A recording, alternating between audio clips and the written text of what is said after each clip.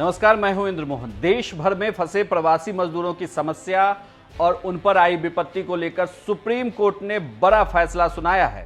शीर्ष अदालत ने अपने आदेश में कहा है कि मजदूरों से बस का या ट्रेनों का किराया नहीं लिया जाएगा। कोर्ट ने आदेश दिया है कि राज्य सरकारें ही मजदूरों का किराया देगी। पिछली सुनवाई में सुप्रीम कोर्ट ने देश भर के राज्य सरकारों को नोटिस जारी कर जवाब दाखिल करने के लिए कहा था कि प्रवासी मजदूरों के लिए उन्होंने क्या किया है। सुप्रीम कोर्ट ने कहा था कि केंद्र सरकार बताए कि अभी तक प्रवासी मजदूरों के लिए क्या क्या कदम उठाए गए हैं। अदालत ने कहा है कि अभी तक के प्रयास पर्याप्त नहीं है। प्रवासी मजदूरों के लिए ये कठिन दौर है और इस स्थिति से उबारने के लिए प्रभावकारी ठोस कदम उठाने की जरूरत है। साथ ही आज की सुनवाई में सुप्रीम कोर्ट ने यह भी कहा है कि सरकार ये कैसे सुनिश्चित करे कि कोई भी प्रवासी मजदूर से जाने का पैसा नहीं ले। केंद्र ने साथ ही कहा है कि जो मजदूर पैदल जा रहे हैं वो अवसाद या कारणों से ऐसा कर रहे हैं। वरिष्ठ वकील कपिल सिब्बल ने कहा कि सिर्फ 3% ही ट्रेनों का इस्तेमाल हो रहा है, जबकि केंद्र सरकार को और ट्रेनें चलाई जानी चाहिए ताकि प्रवासी मजदूरों को घर भेजा जा सके।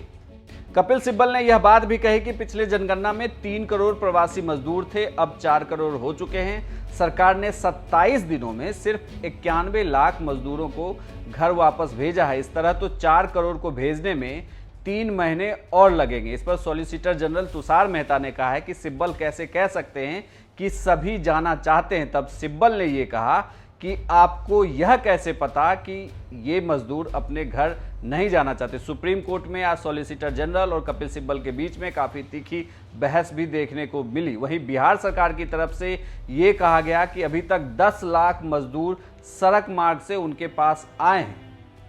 आपको यहाँ ये भी बता दें कि बिहार के लिए सैकड़ों श्रमिक ट्रेनें भी चल रही हैं, वहीं उत्तर प्रदेश के लिए भी श्रमिक ट्रेनें चल रही हैं, जहाँ प्रवासी मजदूरों को उनके घरों तक पहुँचाया जा रहा है। सुप्रीम कोर्ट ने यह भी पूछा कि प्रवासी मजदूरों को टिकट कौन दे रहा है, उसका भुगतान कौन कर रहा है। सुप्रीम कोर्ट ने यह भी कहा कि टिकट के पेमेंट के बारे में कंफ्यूजन है और इसी कारण मिडिलमैन ने पूरी तरह से शोषण किया है। सुप्रीम कोर्ट ने सवाल किया है कि ऐसी घटनाएं हुई हैं कि राज्य ने प्रवासी मजदूरों को प्रवेश से रोका है। तब सॉलिसिटर जनरल ने कहा है कि राज्य सरकार इन मजदूरों को लेने के लिए तैयार है।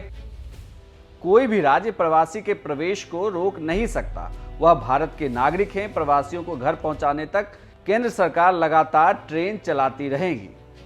सुप्रीम कोर्ट ने यह भी कहा है कि अगले 10 दिनों के अंदर मजदूरों को घर भेज देना चाहिए। सुप्रीम कोर्ट ने कहा है कि यह राज्य सरकारें सुनिश्चित करें कि प्रवासी मजदूर जो दूसरे राज्यों में फंसे हुए हैं उन्हें घर भेजने में कितना वक्त लगेगा। उन्हें हफ्ते 10 दिन में भेजा जाना चाहिए। इस पर केंद्र की तरफ से वकील ने यह कहा कि अभी तक 1 करोड़ से ऊपर प्रवासी मजदूर भेजे जा चुके हैं। तो सुप्रीम कोर्ट का यह प्रवासी मजदूरों पर बड़ा फैसला है। सुप्रीम कोर्ट लगातार प्रवासी मजदूरों को लेकर जिरह कर रही थी, जिसे लेकर आज फिर से यह कहा गया है कि केंद्र सरकार और राज्य सरकारें यह जरूर तय करें कि जो भी प्रवासी मजदूर अपने घर लौटना चाहते हैं उन्हें ना तो बस का किराया देना पड़े और ना ही ट्रेनों का।